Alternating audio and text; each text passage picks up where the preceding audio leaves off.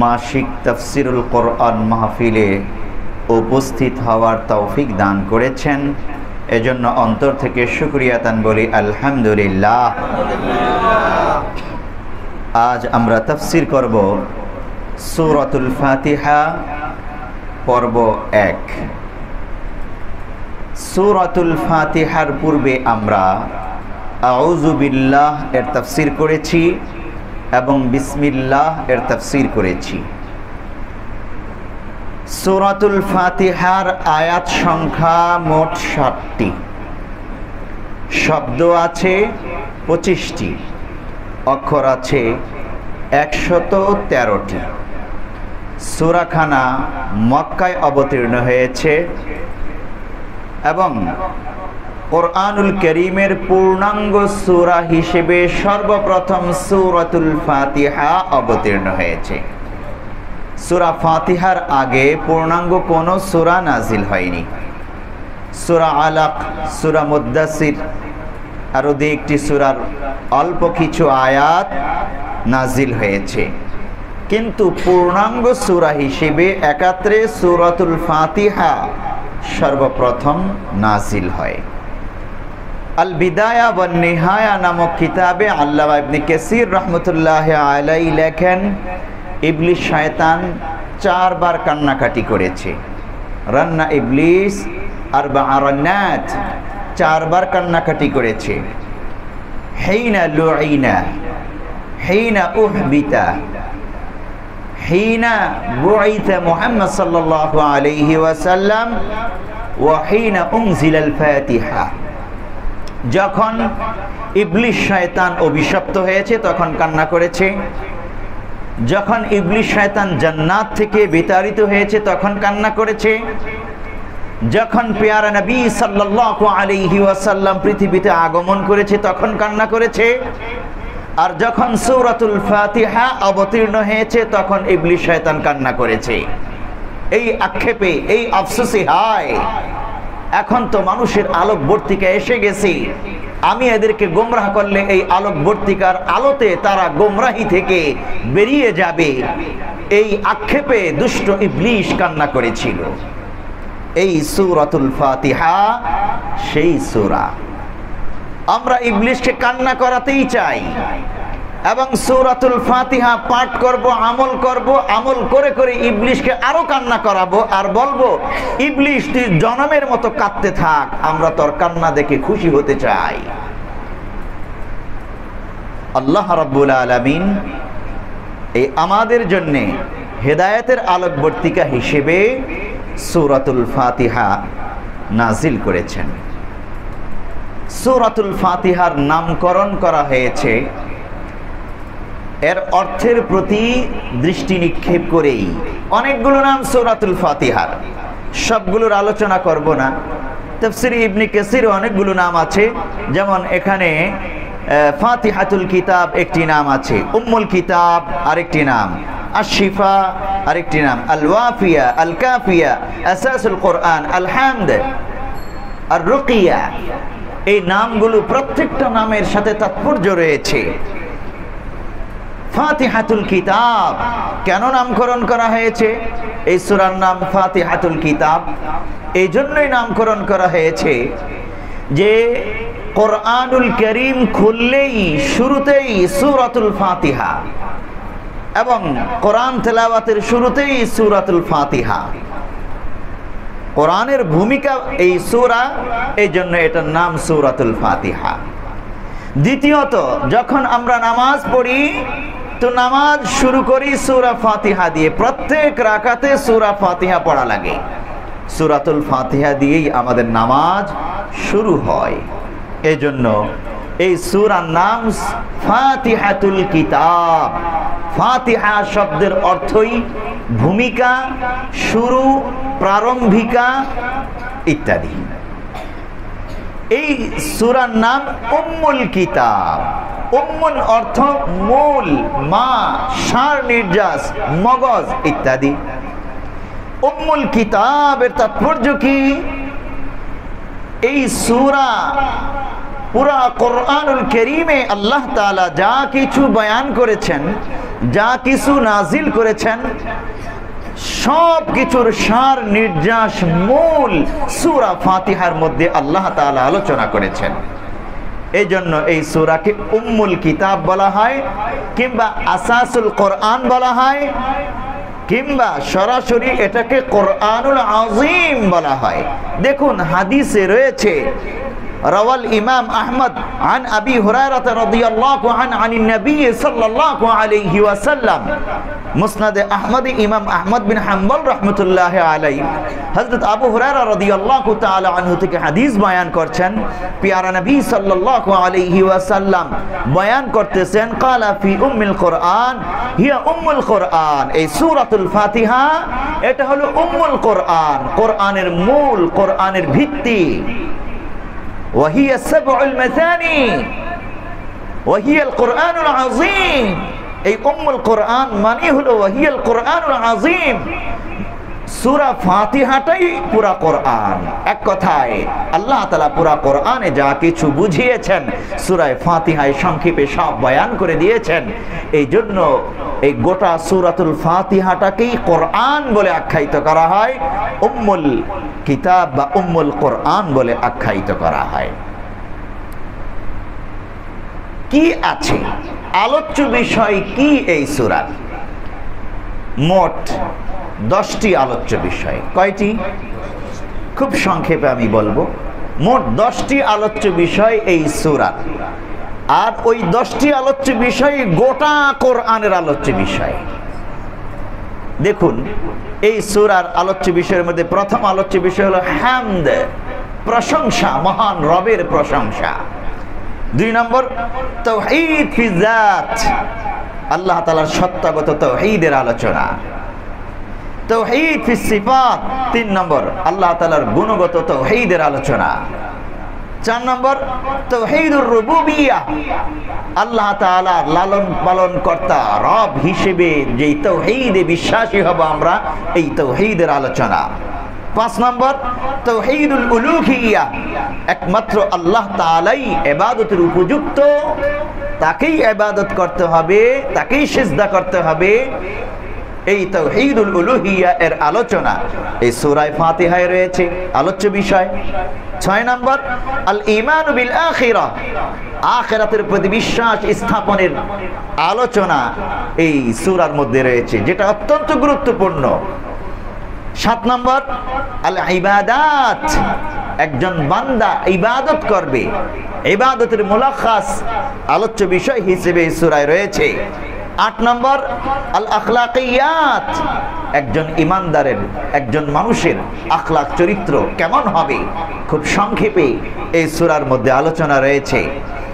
9 নম্বর হুসুলুল মুনজিয়াত ও সিরাতুল মুস্তাকিম, হুসুলুল মুনজিয়াত, মুক্তি অর্জন, মুক্তি লাভ করা যায় যেই সকল বিষয়গুলোর মাধ্যমে, এবং সিরাতুল মুস্তাকিম কি, এটা আলোচ্য বিষয় এই সূরায় রয়েছে। 10 নম্বর তারকুল মুহলিকাত ও সিরাতুল মুদাল্লিন, ধ্বংসকারী যাবতীয় বিষয় পরিত্যাগ করা, এবং সিরাতুল মুদিল্লিন, পথভ্রষ্ট জাতি গোষ্ঠী ব্যক্তিদের রাস্তা কি, সেই আলোচনা এই সূরায় রয়েছে, যেন আমরা সেটা জেনে বুঝে ওই বাতিলদের রাস্তা পরিহার করতে পারি আর নিয়ামত প্রাপ্ত জনগোষ্ঠীর রাস্তা গ্রহণ করতে পারি। তাহলে হুসুলুল মুনজিয়াত, তারকুল মুহলিকাত, সিরাতুল মুস্তাকিম ও সিরাতুল মুদিল্লিন, এটা আলোচ্য বিষয় এই সূরার। এবং এখানে অবধারিতভাবেই আল ঈমানু বির রুসুল এর আলোচনাটাও অন্তর্ভুক্ত রয়েছে। মোটামুটি ভাবে আমরা 10টি আলোচ্য বিষয় এই সূরার রয়েছে, আলোচনা করলাম। মনে রাখবো ইনশাআল্লাহ যখন আমরা সূরাতুল ফাতিহার প্রত্যেকটা আয়াতের তাফসীরে প্রবেশ করব, তখন এই আলোচ্য বিষয়গুলো আমাদের সেখানে বিশ্লেষণ হবে সংক্ষিপ্ত আকারে ইনশাআল্লাহ। এবার আসুন সূরাতুল ফাতিহা এর ফজিলত কি। প্যারা নবী সাল্লাল্লাহু আলাইহি ওয়াসাল্লাম সূরাতুল ফাতিহার ফজিলতের ব্যাপারে অনেকগুলো হাদিস বয়ান করেছেন। আমরা বিস্তারিত আলোচনায় যাব না, সব হাদিসগুলো আলোচনায় আনবো না। আল্লাহুর নবী মুহাম্মদুর রাসূলুল্লাহ সাল্লাল্লাহু আলাইহি ওয়াসাল্লামের হাদিস সূরাতুল ফাতিহার ব্যাপারে, মা আনজালাল্লাহু ফিত তাওরাতি ওয়ালা ফিল ইনজিল মিসলু উম্মুল কুরআন। আল্লাহ তাআলা তাওরাত কিতাবে, ইনজিল কিতাবে এই উম্মুল কুরআন তথা সূরাতুল ফাতিহার মতো কোন সূরা নাজিল করেন নাই। ওয়াহিয়া সাবউল মাসানি, বারবার পঠিত 60টি আয়াত হলো এই সূরা ফাতিহা। প্যারা নবী সাল্লাল্লাহু আলাইহি ওয়াসাল্লাম বুঝাতে চান আমরাই হলাম সেই ভাগ্যবান, আমাদের জন্য স্পেশাল ভাবে আল্লাহ তাআলা সূরা ফাতিহা দিয়েছেন, যেটা ইনজিল কিতাবেও নেই, তাওরাত কিতাবেও নেই। পূর্ববর্তী উম্মতের জন্য আল্লাহ তাআলা এইরকম দামি সূরা নাজিল করেন নাই। সুবহানাল্লাহ বলি। وعن أبي سعيد بن المعلى رضي الله عنه قال كنت أصلي فدعاني رسول الله صلى الله عليه وسلم فلم أجبه حتى صليت। সূরাতুল ফাতিহার ফজিলতের ব্যাপারে হযরত আবু সাঈদ ইবনুল মুআল্লা রাদিয়াল্লাহু তাআলা আনহু থেকে বর্ণিত, তিনি বলেন, কুনতু উসাল্লি, আমি একদিন নামাজ আদায় করছিলাম, ফাদাআনি রাসূলুল্লাহ সাল্লাল্লাহু আলাইহি ওয়াসাল্লাম, আমাকে প্যারা নবী সাল্লাল্লাহু আলাইহি ওয়াসাল্লাম ডাকলেন। ফালাম উজিবহু হাত্তা সাল্লাইতু, কিন্তু আমি প্যারা নবী সাল্লাল্লাহু আলাইহি ওয়াসাল্লামের ডাকে সাড়া দেই নাই, নামাজ পড়েছি। ফাআতাইতুহু, নামাজ শেষ করে প্যারা নবীর কাছে আসলাম।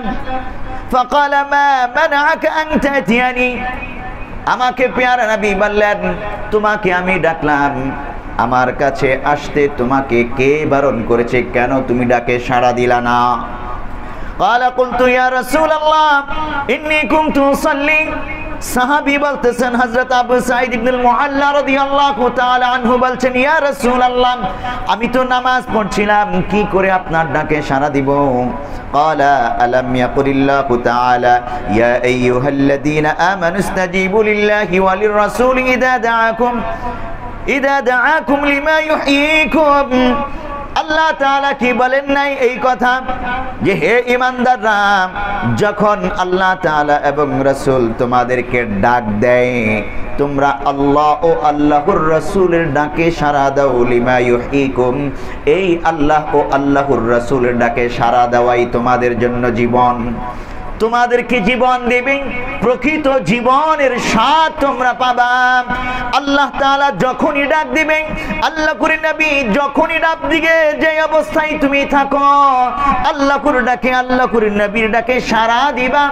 আল্লাহ করে নবী বলতেছেন, ও আমার সাহাবী, এই আয়াত কি তুমি শুনো নাই?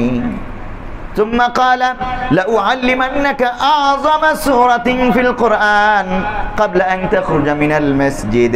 অতঃপর প্যারা নবী সাল্লাল্লাহু আলাইহি ওয়াসাল্লাম বললেন, আমি তোমাকে এমন গুরুত্বপূর্ণ, বড় বৃহৎ মর্যাদা সম্পন্ন কোরআনের একটি সূরা শিখাবো। ক্বাবলা আন তাখরুজা মিনাল মসজিদ, তুমি এই মসজিদ থেকে বের হওয়ার পূর্বেই আমি তোমাকে সেই বরকতপূর্ণ, ফজিলতপূর্ণ বিশাল সূরা শিক্ষা দেব। قال فأخذني بيدي فلما أراد أن يخرج من المسجد। সাহাবী বলতেছেন, অনেকক্ষণ মসজিদে আছি, অতঃপর যখন বের হওয়ার সময় হলো, আল্লাহর নবী মসজিদ থেকে বের হবেন, আমার হাত ধরলেন। কুলতু ইয়া রাসূলুল্লাহ ইন্নাকা কুলতা লা উআল্লিমান্নাকা আযামা সূরাতুন ফিল কুরআন।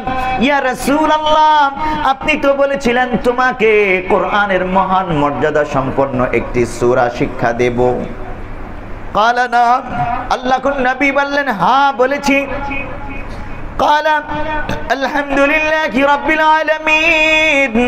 কোরআনের মর্যাদা সম্পন্ন, ফজিলতপূর্ণ সেই সূরাই হলো সূরাতুল ফাতিহা। আলহামদুলিল্লাহি রাব্বিল আলামিন, হিয়া সাবউল মাতানি ওয়াল কুরআনুল আযীম আল্লাযী উতীতুহু। এটাই হলো পঠিত 7টি আয়াত এবং এটাই হলো কোরআনুল আযীম যা আমাকে দেওয়া হয়েছে তুমি এটার উপর আমল করবা। সাহাবীকে আল্লাহর নবী এই সূরা খানার ফজিলতের কথা বলতে গিয়ে দেখেন কত বড় ভূমিকা নিয়েছে এবং কত গুরুত্বপূর্ণ কথা পেশ করে আকর্ষণ তৈরি করে তারপরে সূরাতুল ফাতিহার কথাটা বললেন। আমরাও আল্লাহর নবীর এই ফজিলতকে গ্রহণ করব ইনশাআল্লাহ। সূরা ফাতিহার মর্যাদা আজমত অন্তরে আমরা প্রবেশ করাবো। আরো একটি হাদিস এই সূরা ফাতিহার ফজিলতের ব্যাপারে। ওয়ান ইবনে আব্বাস রাদিয়াল্লাহু আনহুমা قال হযরত ইবনে আব্বাস রাদিয়াল্লাহু আনহুমা থেকে বর্ণিত, বাইনা রাসূলুল্লাহ সাল্লাল্লাহু আলাইহি ওয়াসাল্লাম ইনদাহু জিবরিল, আমরা রাসূলুল্লাহ সাল্লাল্লাহু আলাইহি ওয়াসাল্লামের সাথে বসা, প্যারা নবীর কাছে তখন হযরত জিবরাইল আলাইহিস সালাম আছে। ওয়া ইনদাহু জিবরিল, হযরত জিবরাইল আলাইহিস সালাম প্যারা নবীর কাছে বসা। মানুষের আকৃতিতে জিবরাইল আলাইহিস সালাম উপস্থিত ছিলেন প্যারা নবীর কাছে। ইদ সামি'a নাকিদা ফাওকাহু, হঠাৎ আল্লাহর নবী উপরের দিকে সাদ খুলে যাওয়ার, চাল খুলে যাওয়ার আওয়াজ শুনতে পাইলেন। ফারাফা জিবরিল বাসারাহু ইলা সামা, জিবরাইল আলাইহিস সালাম তার চক্ষুকে উপরের দিকে তুললেন কি হচ্ছে দেখার জন্য। فقال هذا باب قد فتح من السماء ما فتح قط, জিবরাইল আলাইহিস সালাম বললেন, সাহাবায়ে কেরাম উপস্থিত প্যারা নবীকে লক্ষ্য করে বললেন, ইয়া রাসূলুল্লাহ, এটা এমন একটা আসমান, এটা এমন একটা দরওয়াজা, হাদা বাবুন قد فتح من السماء ما فتح قط, এটা এমন একটা দরওয়াজা যেই দরওয়াজা ইতিপূর্বে আর কখনো খোলা হয়নি। সুবহানাল্লাহ। قال فنزلت منه ملك, এই দরওয়াজা দিয়ে, আসমানের যেই দরওয়াজা ইতিপূর্বে কখনো খোলা হয়নি, পৃথিবী সৃষ্টির পর আসমানের যেই দরওয়াজা কখনো খোলা হয়নি, এই প্রথম খোলা হয়েছে। আর এই দরওয়াজা দিয়ে একজন ফেরেশতা নেমে এসেছে। فأتى النبي صلى الله عليه وسلم فقال أبشر بنورين, অতঃপর প্যারা নবী সাল্লাল্লাহু আলাইহি ওয়াসাল্লামের কাছে ওই ফেরেশতা আসলেন আর বললেন, আবশির বিনুরাইন, ইয়া রাসূলুল্লাহ, আপনি দুইটি নূরের সুসংবাদ গ্রহণ করুন। قد উতিতাহুমা লাম ইউতাকুমা নাবিয়্যুন ক্বাবলাক, যেই দুইটা নূর শুধু আপনাকে দেওয়া হয়েছে, এর পূর্বে কোন নবীকে এই দুইটা নূর দেওয়া হয়নি। ফাতিহাতুল কিতাব ওয়া খাওয়াতিমুস সূরাতিল বাকারা, দুইটা নূরের একটি হলো ফাতিহাতুল কিতাব সূরাতুল ফাতিহা, আরেকটা হলো সূরা বাকারার শেষের দুটো আয়াত, লাম তাকরা হারফাম মিনহা ইল্লা উতিতাহু। হযরত জিবরাইল আলাইহিস সালাম সেখানে বসা, ওই ফেরেশতা বললেন যে এর প্রত্যেকটা হরফ যা পাঠ করেন তা দুই নূরের অন্তর্ভুক্ত। নতুন দরওয়াজা, যেই দরওয়াজা দিয়ে কখনই খোলা হয়নি, যেই দরওয়াজা আসমানের, সেই দরওয়াজা দিয়ে অবতরণ করে ওই ফেরেশতাই অবতরণ করেছে, যেই ফেরেশতা আর কখনো পৃথিবীতে অবতরণ করেননি। অতঃপর প্যারা নবীকে সুসংবাদ দিলেন সূরাতুল ফাতিহার আর সূরা বাকারার শেষের আয়াতের ব্যাপারে। প্যারে হাজিরিন, এইরকম মর্যাদাপূর্ণ সূরা আমরা পেয়েছি, হেলায় ধুলায় ফেলে দেব না, সামনে আরো আছে। প্যারা নবী সাল্লাল্লাহু আলাইহি ওয়াসাল্লাম থেকে ফজিলত বর্ণিত হয়েছে। فإني سمعت رسول الله صلى الله عليه وسلم, হযরত আবু হুরায়রা রাদিয়াল্লাহু তাআলা আনহু থেকে বর্ণিত হাদিস ফজিলত বয়ান করতেছেন সূরা ফাতিহার। قال الله عز وجل قسمت الصلاة بيني وبين عبدي نصفين, যে আমি এই আমার বান্দার মাঝে ভাগ করেছি, বাইনি ওয়া বাইনা আবদি নিসফাইন, অর্ধেক অর্ধেক। ওয়ালিআবদি মা সাআলা ফাইদা ক্বালা আল-আবদ আলহামদুলিল্লাহি রাব্বিল আলামিন, বান্দা যখন আলহামদুলিল্লাহি রাব্বিল আলামিন পাঠ করে, নামাজে দাঁড়িয়ে যখন পাঠ করে, ক্বালা আল্লাহু হামিদানি আবদি, আল্লাহ তাআলা বলেন আমার বান্দা আমার প্রশংসা করেছে। ও ফেরেশতারা দেখো দেখো আমার বান্দা আমার প্রশংসা করেছে। ওয়াইদা ক্বালা আর রহমানির রহিম, বান্দা যখন পাঠ করে আর রহমানির রহিম দ্বিতীয় আয়াত, ক্বালা আল্লাহু আতনা আলাইয়া আবদি, আল্লাহ তাআলা উর্দু জগৎ থেকে জবাব দেন আমার বান্দা আমার গুণগান গাইতেছে। ফাইদা ক্বালা মালিকি ইয়াউমিদ্দিন, বান্দা যখন মালিক ইয়াউমিদ্দিন 3 নম্বর আয়াত পাঠ করেন, ক্বালা মাজ্জাদানি আবদি, আল্লাহ তাআলা এই আয়াতের জবাব দেন আমার বান্দা আমার বরত্ব ঘোষণা করছে, আমার বান্দা আমার বরত্ব ঘোষণা করছে। وقال مرة فوض إلي عبدي فإذا قال إياك نعبد وإياك نستعين, বান্দা যখন إياك نعبد وإياك نستعين পাঠ করেন, قال هذا بيني وبين عبدي, আল্লাহ তাআলা বলেন এটা আমার আর আমার বান্দার মাঝের সম্পর্ক। فإذا قال اهدنا الصراط المستقيم صراط الذين أنعمت عليهم غير المغضوب عليهم ولا الضالين, বান্দা যখন এটা পাঠ করে قال هذا لعبدي ولعبدي ما سأل, এটা আমার বান্দার জন্য আর আমার বান্দা যা কিছু প্রার্থনা করলো আমার বান্দার জন্য তা বরাদ্দ হয়ে গেল। সুবহানাল্লাহ।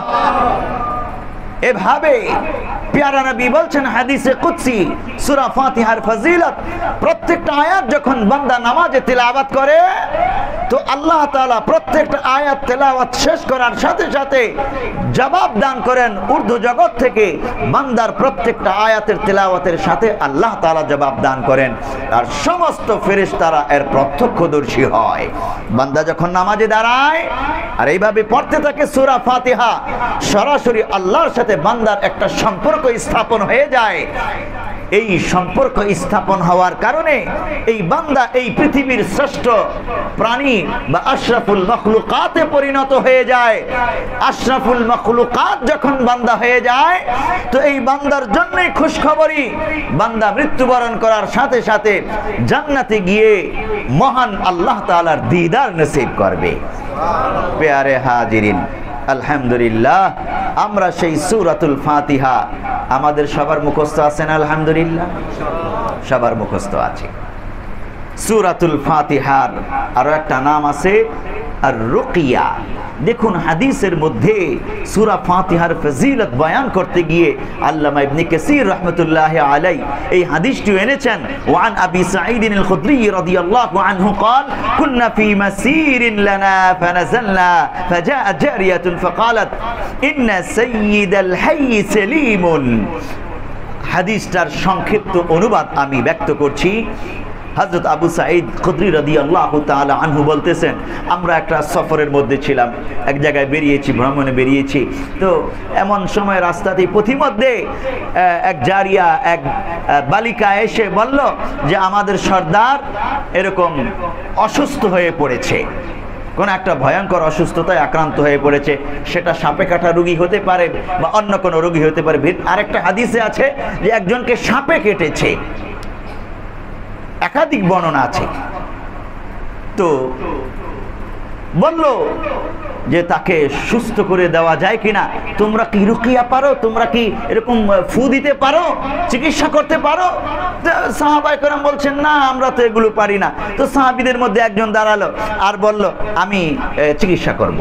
তো এই সাহাবী আবু সাঈদ খুদরি রাদিয়াল্লাহু তাআলা আনহু বলছেন ফু দিল, কিছু একটা পড়ে ফু দিল।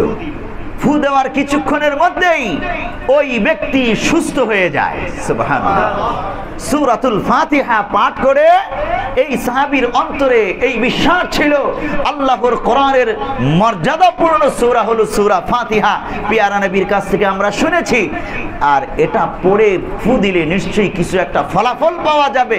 ইয়াকিন আর বিশ্বাস নিয়ে যখন এই আল্লাহর বান্দা এই সাহাবী ফু দিয়েছে, ওই ব্যক্তি সুস্থ হয়েছে। যখন সুস্থ হয়ে গেল তাহলে অনেক খুশি হবে না? খুশি হয়েছে, জনমের খুশি হয়েছে। ছাগলের দুধ দহন করে খাইয়েছে, এরপরে উপহার হিসেবে 3টা ছাগল উপহার দিয়েছে। এই ছাগলগুলো নিয়ে মদিনায় এসেছে সাহাবীরা। এখন আবু সাঈদ খুদরি রাদিয়াল্লাহু তাআলা আনহু বলতেছেন যে আমরা রাসূলুল্লাহ সাল্লাল্লাহু আলাইহি ওয়াসাল্লামকে জিজ্ঞাসা করা ব্যতীত এই ছাগল খাবো না। এই যে ফু দিলাম সূরা ফাতিহা পড়ে, এটা আমাদের জন্য কি জায়েজ হবে? এই যে ছাগল পেলাম, এটা খাওয়া কি জায়েজ হবে আমাদের জন্য? সাহাবায়ে কেরাম তো আল্লাহর নবীর দিক নির্দেশনা ছাড়া, কথা ছাড়া কোনো কাজ করতেন না। তো এই মাসালা তো তারা আগে জানেন না যে সূরা পড়ে ফু দিয়ে টাকা নেওয়া যাবে, উপহার নেওয়া যাবে, খাওয়া যাবে, এটা তো তারা জানেন না। তো বললেন আল্লাহর নবীকে জিজ্ঞাসা না করে আমরা এই ছাগল খাবো না। পিয়ারা নবী সাল্লাল্লাহু আলাইহি ওয়াসাল্লামকে অতঃপর সাহাবায়ে কেরাম জিজ্ঞেস করলেন মদিনায় আসার পর, ওয়ামা কানা ইউদরিহি আন্নাহা রুকিয়াতুন ইকসামু ওয়াদরিবু লি বিসাহমিন। সাহাবায়ে কেরাম যখন এই ঘটনা বর্ণনা করলেন, আল্লাহর নবী মুহাম্মদুর রাসূলুল্লাহ সাল্লাল্লাহু আলাইহি ওয়াসাল্লাম বললেন, কোনো সমস্যা নাই, এটা তো তোমার জন্য বৈধ। ইকসামু ওয়াদরিবু লি বিসাহমিন, তোমরা এগুলো বন্টন করে নাও, নিজের এগুলো ভোগ করো, তোমাদের জন্য এটা খাওয়া সম্পূর্ণ বৈধ, ভোগ করা বৈধ। ওয়াদরিবু লি বিসাহমিন, আমার জন্য একটা অংশ দিও। সুবহানাল্লাহ বলি। চিন্তা করেন, আল্লাহর নবী এটাকে হালাল, এই উপহারটুকুনকে, 3টা ছাগল পেয়েছে, এই উপহারটুকুন এটাকে আল্লাহর নবী অত্যন্ত হালাল সুস্বাদু খাদ্য হিসেবে বললেন, আমাকেও একটু দিও, আমার জন্য একটা অংশ রেখো। সুবহানাল্লাহ বলি। তাহলে সূরা ফাতিহা পড়ে ফু দিয়ে হাদিয়া তোফা নেওয়া জায়েজ না? না জায়েজ? জায়েজ আছে। তাবিজের মাসালা ভিন্ন। মাদুলি মাদুলি মাদুলি বুঝেন তো আপনারা? ওই মাদুলির মাসালা ভিন্ন। ওই মাদুলির মধ্যে ভিতরে কিছু দিয়ে যে তাবিজ দেওয়া হয়, এটা অনেকগুলো ক্ষেত্র আছে। কোথাও এটা বৈধ হবে, কোথাও এটা নাজায়েজ হারাম হবে, কোথাও এটা শিরিক হবে। আমি বিস্তারিত বিশ্লেষণ করছি না, ওলামায়ে কেরামের কাছে ফতোয়া জেনে নেবেন। এগুলো বিস্তারিত বলতে গেলে মাসালা অনেক আছে, অনেক সময় লেগে যাবে। তবে আপনারা মাদুলি ব্যবহার থেকে দূরে থাকবেন, এটা হলো আমার পরামর্শ। কারণ সব মাদুলি ব্যবহার করা জায়েজ নাই। আর মাদুলি ব্যবহার করতে গিয়ে আপনাদের আকীদা বিশ্বাসও ঠিক থাকবে না, এর জন্য সাবধান। হ্যাঁ, ঝাড়ফুঁক যেটা আছে, সূরা কেরাত পড়ে, দোয়া কালাম পড়ে যে ঝাড়ফুঁক করা হয়, এটা সম্পূর্ণ বৈধ, যদি কুফরি কালাম না হয়। আল্লাহ তাআলা আমাদেরকে বোঝার তৌফিক দান করুন, বলি আমিন। তাহলে সূরাতুল ফাতিহার ফজিলত আমরা জানতে পারলাম। সূরা ফাতিহা কেন্দ্রিক নামাজে তেলাওয়াত করা কেন্দ্রিক কিছু মাসআলা সংক্ষেপে আমরা জেনে নেই। সূরা ফাতিহা নামাজের মধ্যে আলাদাভাবে পাঠ করা ফরজ কি ফরজ না, আবশ্যক কি আবশ্যক না, এই ব্যাপারে তাফসীরে ইবনে কাসীরের মধ্যে মাসআলা এনেছে। ওয়াখতালাফু ফি মাসআলাতিন, এই ব্যাপারে উলামায়ে কিরামের ইখতিলাফ রয়েছে, দলিল ভিত্তিক হাদিসের মধ্যেই ইখতিলাফ আছে। তো উলামায়ে কিরাম আর কি করবেন? তারা তো হাদিস নিয়েই গবেষণা করেছেন। ইমামে আজম আবু হানিফা হাদিসগুলো যাচাই বাছাই করে দেখেছেন যে এটা এই মাসআলা। ইমাম শাফি হাদিস যাচাই বাছাই করে দেখেছেন, তার দৃষ্টিতে এটার মাসআলা এটা। কেমন? যেমন ফাইন্দা আবি হানিফা ওয়াখতালাফু ফি মাসআলাতিন ওয়া হিয়া هل تتعين للقراءة في الصلاة فاتحة الكتاب أم يجزئ غيرها على قولين مشهورين যে সূরাতুল ফাতিহা নামাজের জন্য আলাদাভাবে কি আবশ্যক নাকি আবশ্যক নয়, এই ব্যাপারে দুটো প্রসিদ্ধ মত। فعند أبي حنيفة ومن وافق من أصحابه أنها لا تتعين ইমামে আজম আবু হানিফা এবং ইমামে আজমের সাথে সহমত পোষণকারী বিজ্ঞ প্রজ্ঞ মুস্তাহিদ উলামায়ে কেরামের মতামত হলো সূরাতুল ফাতিহা নামাজের মধ্যে আলাদা ভাবে তেলাওয়াত করা ফরজ নয়। বাল মাহমা ক্বারা বিহি মিনাল কুরআনি আজজাআহু, কুরআন থেকে যে কোনো একটা অংশ তেলাওয়াত করলেই ফরজ আদায় হয়ে যাবে। ওয়াস্তাদিল্লু বিউমুমি কওলিহি তাআলা ফাকরাউ মা তায়াসসারা মিনাল কুরআন। ইমাম আযম আবু হানিফা দলিল ছাড়া তো কথা বলেন না। তিনি ছিলেন মুজতাহিদ আলেম, তিনি কোরআনুল কারীম থেকে দলিল এনেছেন ফাকরাউ মা তায়াসসারা মিনাল কুরআন, তোমরা কোরআনের যে অংশ থেকে সহজ হয় সেটাই পাঠ করো, নামাজের মধ্যে পাঠ করো। তাহলে মা তায়াসসারা, মা এটা উমুম বোঝায়, আম বোঝায়, পুরা গোটা কোরআনকে বোঝায়। বুঝে থাকলে আপনারা বলুন গোটা কোরআনের মধ্যে সূরাতুল ফাতিহা আছে কি নাই? আছে। তাহলে কোন বান্দা যদি সূরাতুল ফাতিহা পাঠ করে কেরাত হিসেবে ফরজ আদায় হয়ে যাবে, অথবা সূরা ফাতিহা পাঠ করলো না অন্য কোন সূরা পাঠ করলো কেরাত হিসেবে ফরজ কেরাত আদায় হয়ে যাবে। তাহলে সূরা ফাতিহা আলাদাভাবে পাঠ করা ফরজ নয়।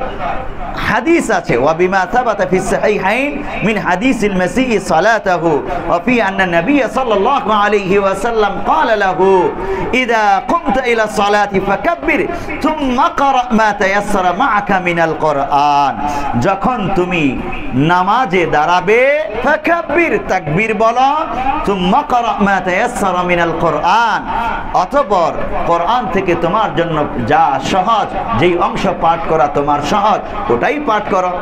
তাহলে গোটা কোরআনের মধ্যে সূরা ফাতিহাও একটা অংশ, কেরাত হিসেবে এটা পাঠ করলে ফরজিয়ত আদায় হয়ে যাবে। আলাদাভাবে সূরা ফাতিহা ফরজ নয়, কেরাত ফরজ নামাজের মধ্যে। আর অন্য সূরাও কেরাতের অংশ, সূরা ফাতিহাও কেরাতের অংশ। وقول الثاني أنه يتعين قراءة الفاتحة, দ্বিতীয় মতামত যে সূরাতুল ফাতিহা আলাদাভাবে নির্দিষ্ট করা নামাজের মধ্যে ফরজ, এবং ওয়ালা তুজজিউস সালাতু বিদুনিহা, আলাদাভাবে সূরা ফাতিহা পাঠ না করলে ফরজ যেহেতু আদায় হলো না, নামাজই হবে না। দলিল কি? ইমাম শাফি ওয়া হুয়া কওলু বাকিয়াতুল আইম্মা মালিক ওয়া শাফি ওয়া আহমদ, ইমাম মালিক, ইমাম আহমদ, ইমাম শাফির মতামত এই ক্ষেত্রে।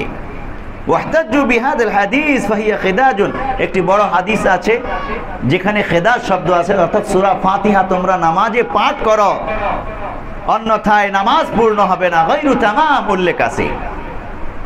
আরো হাদিস আছে واحتجوا بحديث لا صلاة لمن لم يقرأ بفاتحة الكتاب رواه الشيخين عن أبي هريرة, হযরত আবু হুরায়রা রাদিয়াল্লাহু তাআলা আনহু থেকে ইমাম বুখারী এবং ইমাম মুসলিম এই হাদিস এনেছেন লা সালাত লিমান লাম ইয়াকরা বিফাতিহাতিল কিতাব, যেই নামাজে সূরা ফাতিহা পাঠ করা হয় না সেটা নামাজ হয় না, অর্থাৎ সূরা ফাতিহা ব্যতীত নামাজ নেই। এই হাদিস থেকে ইমাম শাফি রহমতুল্লাহ আলাইহি এই দলিল দেন যে আলাদাভাবে নামাজের মধ্যে সূরা ফাতিহা পাঠ করা ফরজ, যদি আলাদাভাবে পাঠ না করে নামাজই হবে না। এই জায়গায় এসে আমাদের সংক্ষিপ্ত একটু বিশ্লেষণ, তাহলে কে ঠিক? ইমাম আবু হানিফা সঠিক নাকি ইমাম শাফিঈ সঠিক?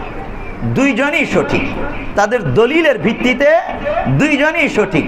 এখানে এসে তৃতীয় পক্ষ হিসেবে আমরা এই হাঙ্গামা বাঁধাবো না যে অমুকে নামাজের মধ্যে আলাদাভাবে সূরা ফাতিহা পাঠ করে নাই, তার নামাজই হয় নাই, অমুকে পাঠ করেছে তার নামাজ হয়েছে।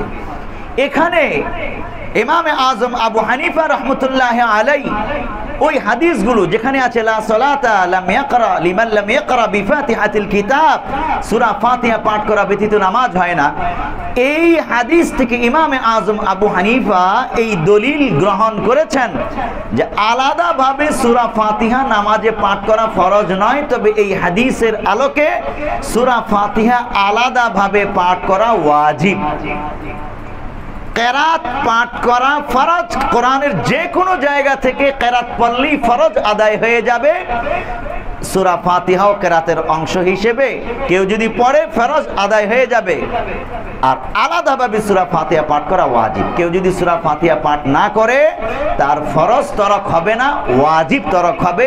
আর ওয়াজিব তরক হইলে ভুলবশত সহু সিজদা দিলে নামাজ হয়ে যায়। কিন্তু যদি ফরজ ছুটে যায়, ইচ্ছাকৃত হোক ভুলবশত হোক, ফরজ যদি ছুটে যায় নামাজই হয় না। আর ওয়াজিব ছুটে গেলে ভুলবশত নামাজ হবে, সহু সিজদা দিলে পূর্ণভাবেই আদায় হয়ে যাবে। পার্থক্যটা বুঝতে পেরেছি?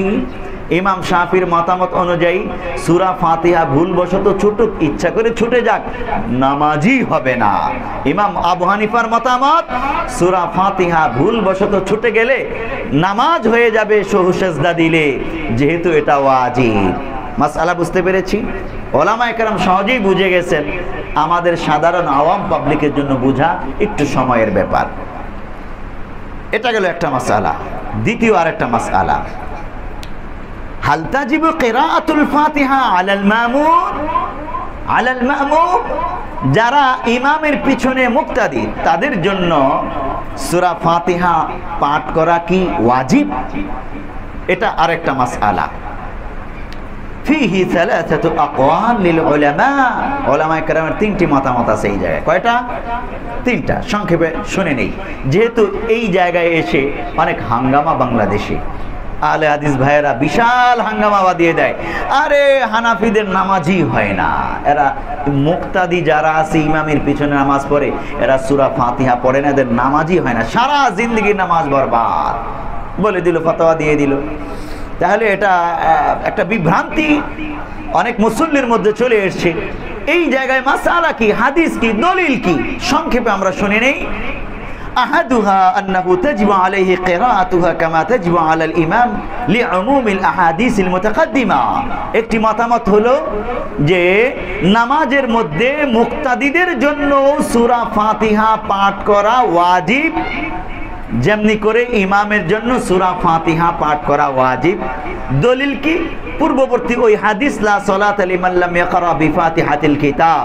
ইমাম শাফিঈ রাহমাতুল্লাহি আলাইহি এর এই মতামত, মুক্তাদিরা ইমামের পিছনেও সূরা ফাতিহা পাঠ করবে, এটা তাদের জন্য ফরজ, পাঠ না করলে মুক্তাদিদের নামাজ হবে না। দলিল ওই লা সালাতা লিমান লাম ইয়াকরা বিফাতিহাতিল কিতাব। দুই নম্বর, ওয়াসানি লা তাজিবু আলাল মা'মুম কিরাআতুন বিল কুল্লিয়া লা ফিল জাহরিয়া ওয়ালা ফিস সিররিয়া লিকাউলিহি আলাইহি সালাম মান কানা লাহু ইমামুন ফাকিরাআতুল ইমামি লাহু কিরাআতুন। এই হাদিসটি রয়েছে সহিহ ইবনে রওয়াহুল ইমাম আহমদ। ইমাম আহমদ রাহমাতুল্লাহি আলাইহি মুসনাদে আহমদে হযরত জাবের ইবনে আব্দুল্লাহ রাদিয়াল্লাহু তাআলা আনহু থেকে হাদিসটি বয়ান করেছেন। দ্বিতীয় মতামত ইমাম আজম আবু হানিফা রাহমাতুল্লাহি আলাইহি এর, মুক্তাদি যারা হবে তাদের জন্য সূরা ফাতিহা পাঠ করা কোনো অবস্থাতেই ওয়াজিব নয়। ফরজ তো দূরের কথা, ওয়াজিবও নয়, সুন্নতও নয়, জাহরি নামাজেও নয়, সিররি নামাজেও নয়, বরং তারা চুপ থাকবে, ইমামের পিছনে কেরাত শুনবে, চুপ থাকবে। দলিল কি?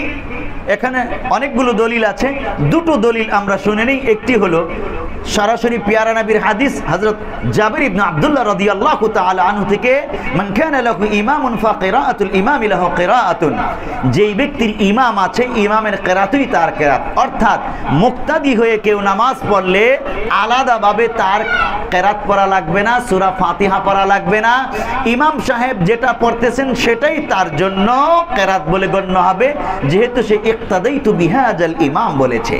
আরো একটা দলিল সরাসরি সহিহ মুসলিমে হযরত আবু মুসা আশআরী রাদিয়াল্লাহু তাআলা আনহু থেকে বর্ণিত হাদিস, আন্নাহু ক্বাল ইন্নামা জুইলাল ইমামু লিইউতাম্মা বিহি, ইমাম নির্বাচন করা হয়েছে, বানানো হয়েছে তার অনুসরণ করার জন্য। অর্থাৎ আমি যখন কাউকে ইমাম মানি এর অর্থই হলো আমি এই ইমামকে অনুসরণ করব, আমার নিজের কিছু নাই, ইমাম যেটা করবে আমার সেটা, আমার আলাদা কিচ্ছু নাই। ফাইদা কাব্বারা, আল্লাহর নবীর হাদিস স্পষ্ট, ফাইদা কাব্বারা ফাকাব্বিরু, সুতরাং ইমাম যখন তাকবীর বলবে তুমিও তাকবীর বলবা, আল্লাহু আকবার যে তাকবীর এটা বলবা। ওয়া ইদা ক্বারাআ ফাআনসিতু, ইমাম যখন কিরাত পড়বে ফাআনসিতু, তোমরা চুপ থাকবে। চুপ থাকা স্পষ্ট নির্দেশ এখানে এসছে। এই কথা এখানে নেই যে জাহরি নামাজে চুপ থাকবে নাকি সিররি নামাজে, এই জন্য আমরা দুই ক্ষেত্রেই এটার দলিল গ্রহণ করতে পারি। জাহরি নামাজেও সিররি নামাজেও আমরা দলিল গ্রহণ করতে পারি, যদিও অনেক উলামায়ে কেরাম এই হাদিসকে এই হিসেবে দলিল গ্রহণ করেন যে জাহরি নামাজ তথা প্রকাশ্যে আওয়াজ করে যে কেরাত পড়া হয় ওই নামাজগুলোতে চুপ থাকতে হবে, সূরা ফাতিহা পড়া জায়েজ নাই মুক্তাদিদের জন্য। আর যেই নামাজে আস্তে আস্তে কেরাত পড়ে ইমাম সাহেব, ওখানে মুক্তাদিও চুপে চুপে আস্তে আস্তে সূরা ফাতিহা পড়বে, এটা অনেক আলেমরা বলেন এই হাদিস থেকে দলিল নিয়ে। কিন্তু এই হাদিসটা উভয় ক্ষেত্রেই প্রযোজ্য। অতএব আল্লাহর নবী যখন বললেন ওয়া ইদা ক্বারাআ ফাআনসিতু, যখন ইমাম কেরাত পড়ে তোমরা চুপ থাকো, এই দলিল আরো কিছু দলিল আছে। ইমামে আজম আবু হানিফা রহমতুল্লাহ আলাই এর এই মতামত। আর আরো একটা মতামত, তৃতীয় মতামত হলো তাজিবুল কিরা আলাল মামুম ফি সিররিয়া লা ফিল জাহরিয়া, প্রকাশ্য কেরাত পড়া হয় যে আওয়াজ করে, ওখানে সূরা ফাতিহা পড়া যাবে না। তবে ইমাম যখন গোপনের কেরাত পড়ে, গোপনে পড়ে জোহরের নামাজে আসরের নামাজে, তো সেখানে সূরা ফাতিহা পড়া যাবে। এই তিনটি মতামত আমরা জানতে পারলাম। জিজ্ঞাসা, আমরা কোনটার উপর আমল করব, কোনটা সঠিক? তিনটা তো একাত্রে সঠিক হতে পারে না, নিশ্চয়ই কোনো একটা মাত্র সঠিক হবে, বাকিগুলো ভুল। এই বক্তব্য আমরা শুনে থাকি, বিশেষ করে আমার আহলে হাদিস ভাইয়েরা এভাবেই বলে থাকেন সাধারণ আওয়াম পাবলিককে যে সবগুলো সঠিক হতে পারে না, একটাই সঠিক হবে। এবং তারা বলেন সূরা ফাতিহা ইমামের পিছনে মুক্তাদি পড়তে হবে, এটাই সঠিক, অন্যগুলো সব ভুল। ইমাম শাফি কি বলেছেন এই জায়গায়? ইমাম আহমদ বিন হাম্বল কি বলেছেন? ইমাম মালিক কি বলেছেন? যে অন্যগুলো কি ভুল? হানাফি মাযহাবের অনুসারী যারা আছে তারা যে সূরা ফাতিহা পড়ে না, তাদের নামাজ কি হয় না?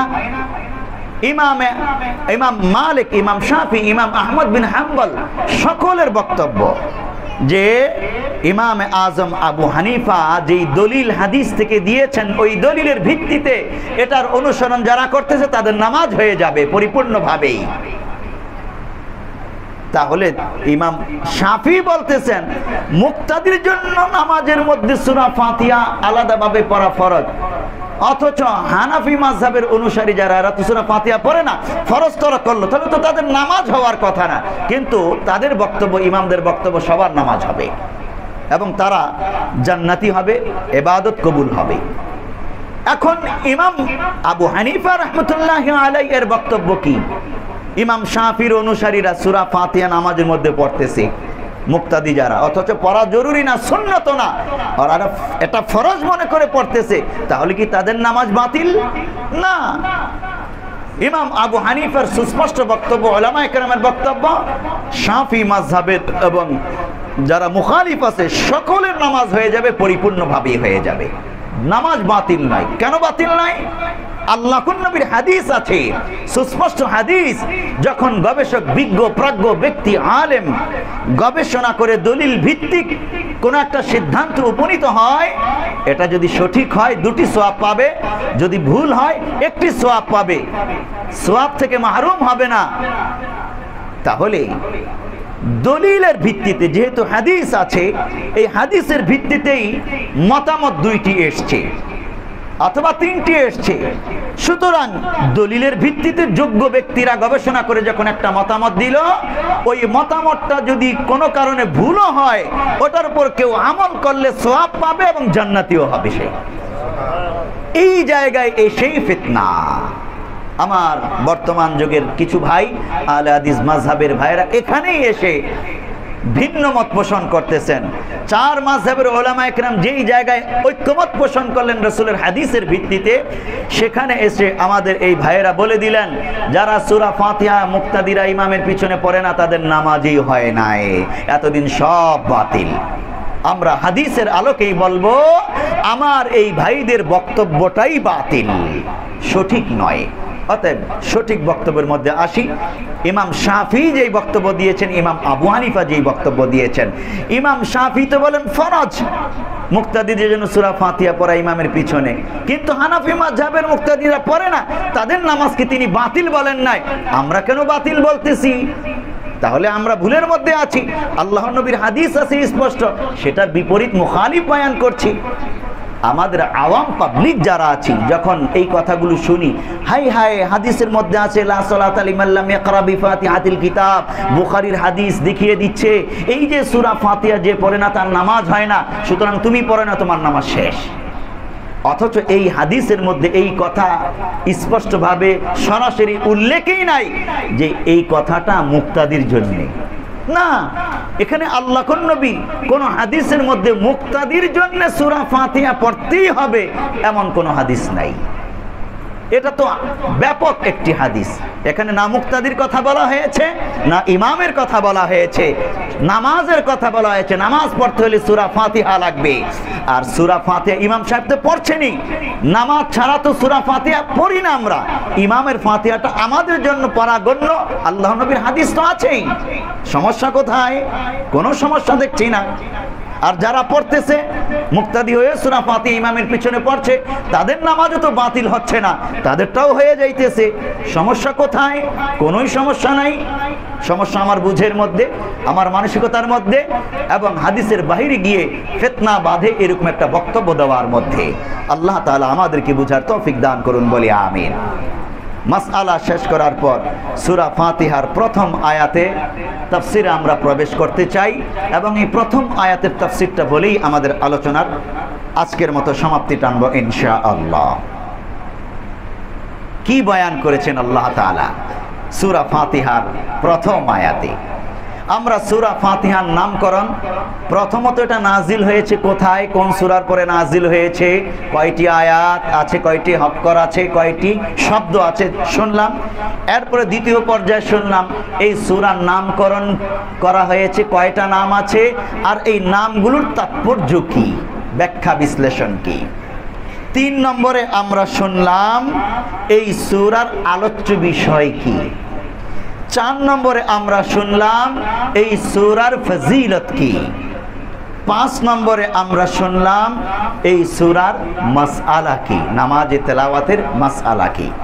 6 নম্বরে আমরা এবার সরাসরি সূরা ফাতিহার প্রথম আয়াতের তাফসিরে প্রবেশ করব। মহান আল্লাহ তাআলা ইরশাদ করছেন, আলহামদুলিল্লাহি রাব্বিল আলামিন। সমস্ত প্রশংসা মহান আল্লাহর জন্য, রব্বিল আলামিন, যিনি সমস্ত জগতের প্রতিপালক। আলহামদু, এই আয়াতের মধ্যে যে আলিফ লাম আছে, আলহামদু শব্দের মধ্যে যে আলিফ লাম আছে, এই আলিফ লামটা লি ইস্তিগরাক, ইস্তিগরাকের জন্য ব্যবহার হয়। ইস্তিগরাক বলতে বোঝায় যাবতীয় কিছুর প্রশংসা, কোনো প্রশংসার সামান্য কমতি নাই।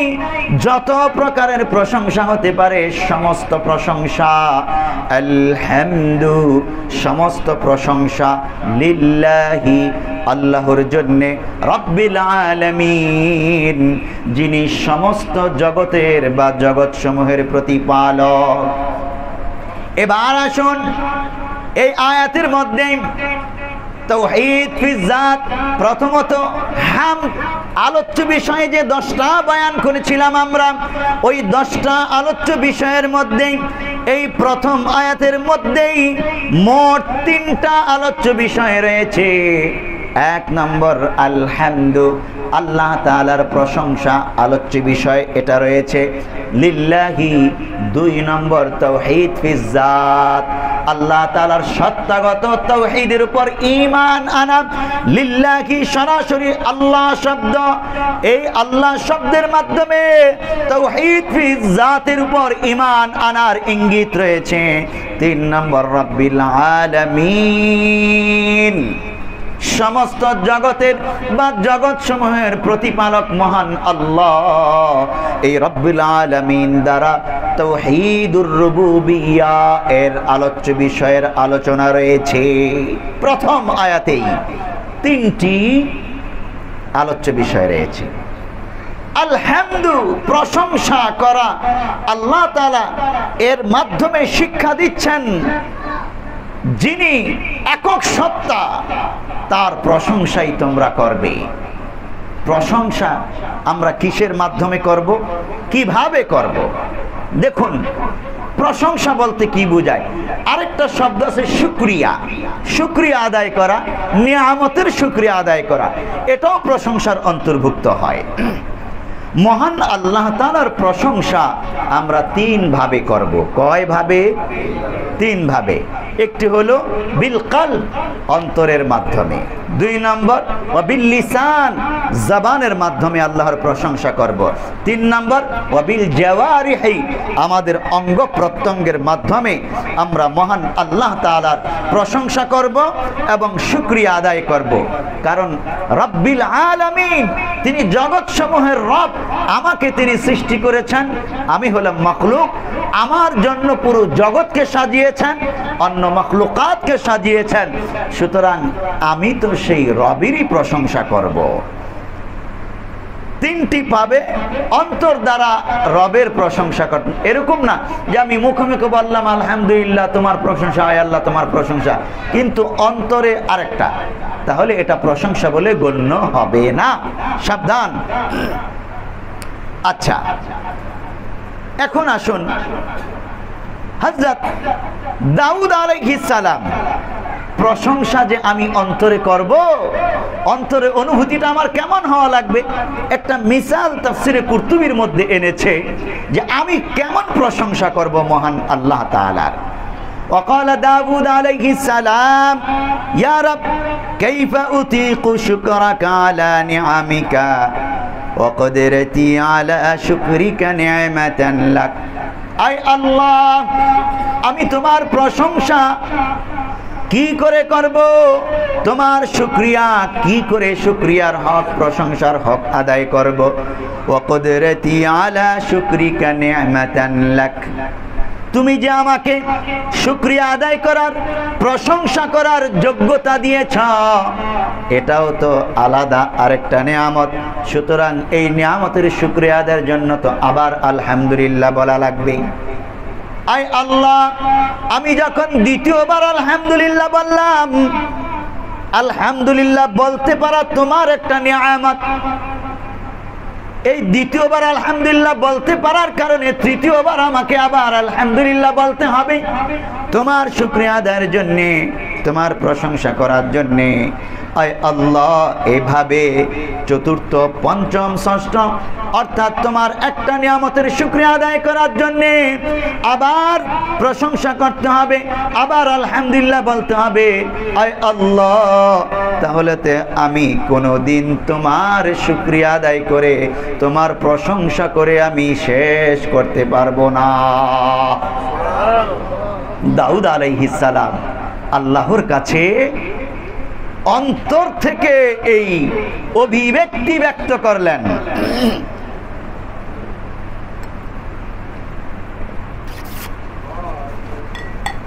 قال تعالى, হযরত দাউদ আলাইহিস সালামের অন্তরের এই অবস্থা দেখে আল্লাহ তাআলা বললেন, আল-আন ক্বাদ শাকারতা ইয়া দাউদ, হে দাউদ, তুমি যে অন্তর থেকে শুকরিয়া আদায় করেছ, মহান রবের প্রশংসা কখনোই করে তুমি শেষ করতে পারবে না। মহান রবের নিয়ামতের শুকরিয়া আদায় করে তুমি কখনোই শেষ করতে পারবে না। কিন্তু তোমার দায়িত্ব এটাই, তুমি শুকরিয়া আদায় করেই যাবে, প্রশংসা করেই যাবে, যাবতীয় প্রশংসা করবে, সব দিক থেকে প্রশংসা করবে, সব দিক থেকে শুকরিয়া আদায় করবে। তোমার দায়িত্ব তুমি মৃত্যুর আগ পর্যন্ত পালন করেই যাবে, করেই যাবে। যদিও তুমি মহান রবের শুকরিয়া আদায় করে, প্রশংসা করে শেষ করতে পারবে না। তোমার অন্তরে যে এই অনুভূতি জাগ্রত হয়েছে, এটাই হলো প্রকৃত শুকরিয়া আদায়, এটাই হলো মহান রবের প্রকৃত প্রশংসা। হে দাউদ আল-আন কদ শাকারতা, তুমি এখন প্রকৃত হক আদায় করতে পেরেছ। এই অনুভূতি অন্তরে জাগ্রত করার মাধ্যমে তোমার প্রকৃত হক আদায় করতে পেরেছ। সুবহানাল্লাহ। এখান থেকে আমাদের জন্য সবক, আমরা যে আলহামদুলিল্লাহ মুখে মুখে বলি, এর দ্বারা হক আদায় হয়ে যাবে কিনা?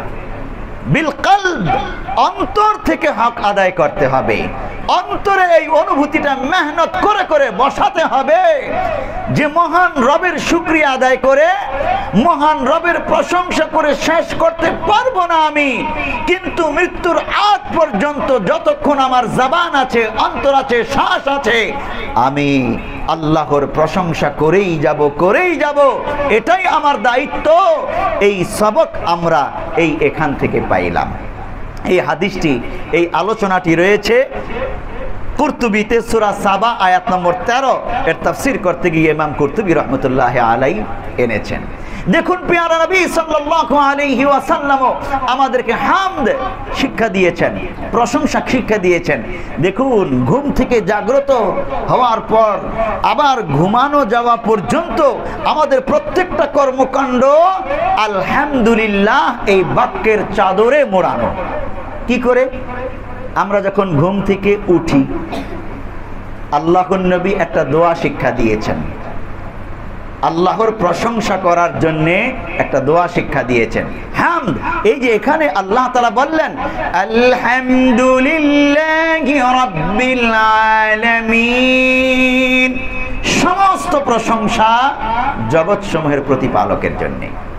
আল্লাহর নবী শিক্ষা দিয়েছেন সূরা বুখারী শরীফ, সহিহ বুখারী হাদিস নম্বর 3112, যে যখন ঘুম থেকে জাগ্রত হবে, আমরা তো ঘুমাবো, ফজরের আগে ঘুম থেকে উঠবো, আল্লাহ নবী শিক্ষা দিয়েছেন ঘুম থেকে যখন জাগ্রত হবে তখন তোমরা বলবা এইভাবে, আলহামদুলিল্লাহিল্লাযী আহইয়ানা বা'দামা আমাতানা ওয়া ইলাইহিন নুশুর। সমস্ত প্রশংসা সেই আল্লাহ তাআলার জন্য, যিনি মৃত্যুবরণ করার পর আমাকে জীবিত করেছেন। সুবহানাল্লাহ। ঘুমকে একটা মৃত্যু বলে আখ্যায়িত করা হয়েছে, এরপর জাগ্রত হওয়াকে জীবিত বলে আখ্যায়িত করা হয়েছে এই হাদিসে। এবং আল্লাহর নবী এই দোয়া শিক্ষা দিয়েছেন। মক্তবের বাচ্চারা দেখবেন চিৎকার করে সমস্বরে এই দোয়া পড়ে, মুখস্থ করে, আর ঘুম থেকে ওঠার পর তারা এই দোয়া পড়ে, পাঠ করে। আপনারাও পড়বেন ঘুম থেকে উঠেই, আলহামদুলিল্লাহিল্লাযী আহইয়ানা বা'দামা আমাতানা ওয়া ইলাইহিন নুশুর। ঘুম থেকে ওঠার পরেই শুরু হয়ে গেল প্রশংসা, শেষ হয় নাই, আরো আছে। দেখুন, এরপরে যখন বান্দা ইস্তেনজায় গেল, ইস্তেনজা যাওয়ার পর সেখান থেকে আবার বের হবে, এখানে আল্লাহর নবী দোয়া শিক্ষা দিয়েছেন, গুফরানাক আলহামদুলিল্লাহিল্লাযী আযহাবা আন্নিল আযা ওয়া আফানি, আলহামদুলিল্লাহিল্লাযী আযহাবা আন্নিল আযা ওয়া আফানি। সমস্ত প্রশংসা ওই আল্লাহ তাআলার জন্য, যিনি আমার থেকে কষ্টকে দূর করে দিয়েছেন, আমাকে ক্ষমা করে দিয়েছেন। আপনি চিন্তা করে কল পাবেন না, পেটের মধ্যে যে আপনার জঞ্জালগুলো ছিল, প্রস্রাব পায়খানা ছিল, এগুলোকে আল্লাহ তাআলা বের করে আপনাকে আমাকে আরাম দেন, কষ্ট থেকে বাঁচান। পৃথিবীর কোনো ডাক্তারের, কোনো বিজ্ঞানের, কোনো শক্তির, কোনো ব্যক্তির এই ক্ষমতা নেই যে আমার প্রস্রাব পায়খানা ক্লিয়ার করে আমাকে মুক্ত করবে, বিপদ মুক্ত করবে। একবার যার আটকে যায় সে বুঝতে পারে যে এটা কত বড় নিয়ামত। প্রস্রাব পায়খানা নিয়মিত সুন্দর মতো হওয়া, এটা আমার জন্য কত বড় নিয়ামত। যেই ব্যক্তির প্রস্রাব আটকে যায়, পায়খানা আটকে যায়, এই ব্যক্তিকে হাসপাতালে ভর্তি করা লাগে, ডাক্তার আসে, চিকিৎসা করে, বিভিন্ন প্রকারের মেডিসিন প্রয়োগ করা লাগে, আর ওই ব্যক্তি খালি ইয়া নাফসি ইয়া নাফসি করতে থাকে। হায় আল্লাহ, কখন আমার পেটটা খালি হবে, কখন আমার মূত্রথলি খালি হবে, ছটফট করে বাঁচতে পারতেছি না, চিৎকার করে ডাক্তারদেরকে ডাকাডাকি করে, তাড়াতাড়ি আমাকে বাঁচাও। যারা এই বিপদে পড়েছে তারাই শুধু জানে যে এটা কত বড় বিপদ। আপনার আর আমার কত আরামে টয়লেটে যাবার পর হয়ে যাচ্ছে, অথচ আমি কত বড় অকৃতজ্ঞ, বের হবার পর আল্লাহর শুকরিয়া আদায় করছি না। পিয়ারা নবী সাল্লাল্লাহু আলাইহি ওয়াসাল্লাম সুনানে কি বলে হাদিস ইবনে মাজাহ, সুনানে ইবনে মাজাহ 301 নম্বর হাদিসে শিক্ষা দিয়েছেন, তোমরা এইভাবে পড়ো, আলহামদুলিল্লাহিল্লাযী আযহাবা আন্নিল আযা ওয়া আফানি। মক্তবের বাচ্চারা শিখে, আমরাও শিখব। মক্তবের বাচ্চাদের চেয়েও আমরা হতভাগা, আমরা বড়রা পড়ি না, ওরা ঠিকই পড়ে। এই মাদ্রাসার কত বড় দরকার, আপনারা শুধু এই দোয়াগুলো দেখলেই বুঝতে পারবেন যে এই নুরানি মক্তব, নুরানি মাদ্রাসা কত বড় দরকার আপনার আমার জন্য। এরপরে আরো আছে। অতঃপর আপনি যখন সকালবেলা নাস্তা করতে যাবেন, খানা খেতে যাবেন, বিসমিল্লাহ বলে তো খানা খাইলেন, খানা খাওয়ার পর পেটটা ভরলো, তৃপ্তি পেলেন, শক্তি সঞ্চয় হলো, তখন দোয়া পড়বেন। আল্লাহর নবী দোয়া শিক্ষা দিয়েছেন, সুনানে তিরমিজি হাদিস নম্বর 3457। আল্লাহর নবী বলেছেন তখন তোমরা এই দোয়া পড়বা, আলহামদুলিল্লাহিল্লাযী আত'আমানা ওয়া সাকানা ওয়া জা'আলানা মিনাল মুসলিমিন। সমস্ত প্রশংসা ওই আল্লাহ তাআলার জন্য, যিনি আমাদেরকে খানা খাইয়েছেন, আমাদেরকে পান করিয়েছেন, আর আমাদেরকে মুসলিম বানিয়েছেন। সুবহানাল্লাহ বলি। আমি তাৎপর্য বয়ান করতে গেলে কুল কিনারা পাবেন না আপনারা। এক একটা দোয়ার তাৎপর্য বয়ান করতে গেলে কুল কিনারা পাবেন না। আমি যেহেতু সূরা ফাতিহার তাফসীর করতে বসেছি, আলহামদু এই শব্দটা শুধু শব্দটার তাফসীরের মধ্যেই এখনো আছি, এখনো রব্বনের মধ্যে প্রবেশ করি নাই। তাহলে আমি কলবের দ্বারা আল্লাহর প্রশংসা করব এবং জবানের দ্বারাও করব। আল্লাহর নবী শিক্ষা দিয়েছেন যে জবানের দ্বারা কিভাবে আমি প্রশংসা করব, প্রত্যেক কদমে কদমে।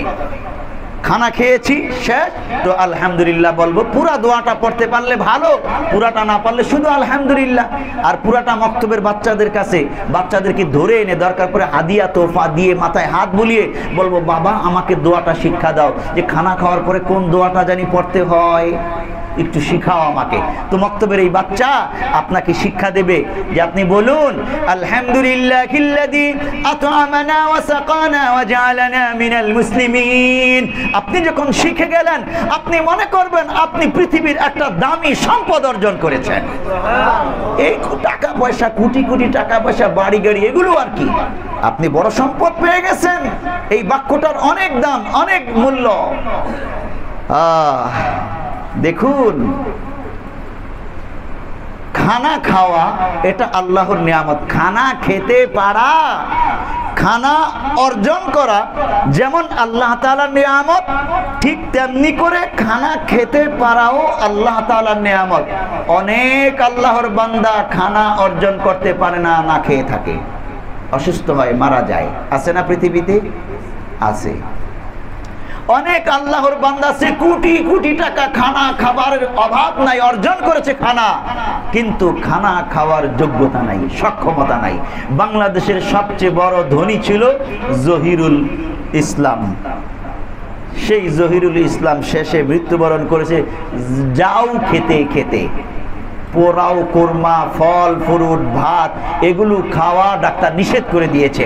বাংলাদেশের শ্রেষ্ঠ ধনী ছিল, কিন্তু তার কপালে খাদ্য নাই, গোশত নাই, মাছ নাই, ভাত নাই, পোলাও নাই। আছে কি? যাও, আটার যাও, চামিচ দিয়ে পাতলা করে কোন রকম মুখে দিয়ে জীবনটা বাঁচিয়ে রাখতো। আপনাকে যদি আল্লাহ তাআলা এই অবস্থায় রাখতেন, তাহলে আল্লাহ তাআলা আপনাকে ওই অবস্থায় রাখেন নাই, অনেক ভালো অবস্থায় রেখেছেন। আপনি কেন আলহামদুলিল্লাহ বলবেন না অন্তর দ্বারা, মুখের দ্বারা এবং অঙ্গ প্রত্যঙ্গের দ্বারা? তিন পদ্ধতিতেই আমরা মহান রবের শুকরিয়া আদায় করব ইনশাআল্লাহ। এই বিষয়ে আমি আর সামনে বাড়ছি না। আলহামদুলিল্লাহি রাব্বিল আলামিন, লিল্লাহির মধ্যে রয়েছে হামদ, আলহামদুর মধ্যে আল্লাহ তাআলার প্রশংসা। এই আলোচ্য বিষয়টা আমরা এখান থেকে পাইলাম। আর লিল্লাহি রাব্বিল আলামিন, লিল্লাহি শব্দের মধ্যে আল্লাহ তাআলার জাত তথা তাওহীদ ফি জাতের শিক্ষা রয়েছে। কার প্রশংসা করব? আল্লাহ, এক আল্লাহ তাআলা, এক আল্লাহ তাআলা। তাওহীদ ফি যাত, সত্তাগতভাবে দুইজন আল্লাহ নেই পৃথিবীতে। লাউ কানা ফীহিমা আলিহাতুন ইল্লাল্লাহ লাফাসাদাতা। কোরআনে আল্লাহ তাআলা বলছেন, যদি সত্তাগতভাবে আল্লাহ একজন না হয়ে দুইজন থাকতো, কি হইতো? লাফাসাদাতা, পৃথিবী ধ্বংস হয়ে যেত। এক আল্লাহ বলতেন, আমি পূর্ব দিক থেকে সূর্য উঠাবো। আরেক আল্লাহ বলতেন, না, আমি পশ্চিম দিক থেকে সূর্য উঠাবো। এ বলতেন, না, আমি পূর্ব দিক থেকে। এইভাবে দুই আল্লাহ ঝগড়া লেগে ক্ষিপ্ত হয়ে এক আল্লাহ বলতো, আসমানই আমি রাখবো না, পৃথিবী রাখবো না, থাবা দিয়ে খপ খপ খপ খপ করে এইভাবে একবারে নষ্ট করে ধ্বংস করে ফেলতো। তখন আমরা কোথায় যেতাম? বেঁচে থাকতাম? এই আসমান, এই জমিন সব ধ্বংস হয়ে যেত দুই আল্লাহ মারামারি করে। তাহলে আসমান ঠিক আছে, পৃথিবী ঠিক আছে, আসমানে যথাযথভাবেই সূর্য উদিত হচ্ছে আবার অস্ত যাচ্ছে, কোথাও কোনো সমস্যা নেই। এই মখলুক এর এই চলমান অবস্থা দেখে আমাদেরকে এই তালিম আর এই সবকই নিতে হবে। সত্তাগতভাবে আল্লাহ একজনই, তাওহীদ ফি যাত হিসেবে আমাদের আকীদা এক আল্লাহর উপরেই, দুইজন আল্লাহ নেই। যদি থাকতো পৃথিবী ধ্বংস হয়ে যেত। নাই বলে পৃথিবী যথাযথভাবে চলছে, আমরাও যথাযথভাবে আছি। সুতরাং মহান আল্লাহ তাআলা সত্তাগতভাবে একক, এই তাওহীদের উপর বিশ্বাস স্থাপন করাকে তাওহীদ ফি যাত বলে। আর এটা ঈমানের অন্যতম ভিত্তি। এটার উপর আমরা সবক পেলাম এই সূরা ফাতিহার প্রথম আয়াত থেকে। এরপরে আসুন, রব্বিল আলামিন, আল্লাহ তাআলা সমস্ত জগতের রব। রব শব্দটা উল্লেখ করেই তাওহীদুর রুবুবিয়্যা কিংবা তাওহীদ ফির রুবুবিয়্যা। আল্লাহ তাআলা খালিক, আল্লাহ তাআলাই স্রষ্টা, আল্লাহ তাআলাই রিজিক দেন, আল্লাহ তাআলাই খাওয়ান, পালেন, লালন পালন করেন, সম্পদ দেন। পৃথিবীর কোনো শক্তি, কোনো ব্যক্তির এই যোগ্যতা সক্ষমতা নেই যে আমাকে এক লোকমা খাওয়াবে। বলুন তো, এই যে আমরা যে চাউল খাই, ধান থেকে তৈরি হয়, একটি ধান পৃথিবীর মানুষরা তৈরি করতে পারবে কি? অসম্ভব। ধানের যে পাতা কেউ তৈরি করতে পারবে? সমস্ত বিজ্ঞানীগণ মিলেও সম্ভব না। তাহলে রব্বুল আলামিন, আল্লাহ তাআলা এই আলামিনের রব। আলামিন অর্থ জগৎ সমূহ। এখানে রবের সাথে আলামিনের তাফসীরটাও সংক্ষেপে আমরা সেরে নেই। আলামুন এক বচন, আলামিন বা আলামুনা এগুলা বহু বচন। জগৎ সমূহ। আলামুন শব্দের অর্থ হলো চিহ্ন, আর আলামিন চিহ্ন সমূহ। কেন চিহ্ন শব্দটাকে এখানে আনা হয়েছে? পৃথিবীতে যত বস্তু আছে, এই যে এটার নাম কি? টিস্যু। এটা একটা মখলুক। এটার মূল উপাদানগুলো সৃষ্টি করেছেন আল্লাহ। পৃথিবীর কোনো ব্যক্তির যোগ্যতা নেই। এটা কাগজ দিয়ে তৈরি একটা বাক্স। এটার মূল উপাদান তৈরি করেছেন আল্লাহ। এই যে কাচের গ্লাস সৃষ্টি করেছেন আল্লাহ। আপনারা বলবেন এ তো মানুষ বানাইছে। আরে বাবা, মানুষ যে বানাইলো হাওয়া থেকে বানিয়েছে? এই শূন্য থেকে একটা গ্লাস টুমটুম করে বানিয়ে ফেলতে পারবে? এই টিস্যুটা বানাতে পারবে না। আল্লাহ তাআলা যে বস্তুগুলো সৃষ্টি করেছেন, সেই বস্তুগুলোকে রিফাইন করে, প্রক্রিয়াজাত করে তৃতীয় আরেকটা বস্তু তৈরি করে মানুষ। ওটা আল্লাহ তাআলা যোগ্যতা দিয়েছেন। মানুষও মাখলুক, এই গ্লাসও মাখলুক, মানুষ যা কিছু আবিষ্কার করে সেগুলোও মাখলুক। এই যাবতীয় মাখলুকের স্রষ্টা একমাত্র আল্লাহ। ধান, এটার স্রষ্টাও আল্লাহ, চাউলের স্রষ্টাও আল্লাহ তাআলা, পৃথিবীর অন্য কেউ না। গাছপালা, তরুলতা, প্রত্যেকটা বস্তুর গোড়ায় যখন আমরা চিন্তা করব কে সৃষ্টি করলেন? আল্লাহ। তাহলে এই বস্তু দেখে এই বস্তুটাকে আমরা চিহ্ন আল্লাহ তাআলার পরিচয় লাভ করার চিহ্ন হিসেবে পাইলাম। একটা গাছের পাতা, আম গাছ দেখলাম, আম গাছে আম ফল ধরেছে দেখলাম, চিড়ে খেলাম, মিষ্টি সুস্বাদু টক বিভিন্ন প্রকারের।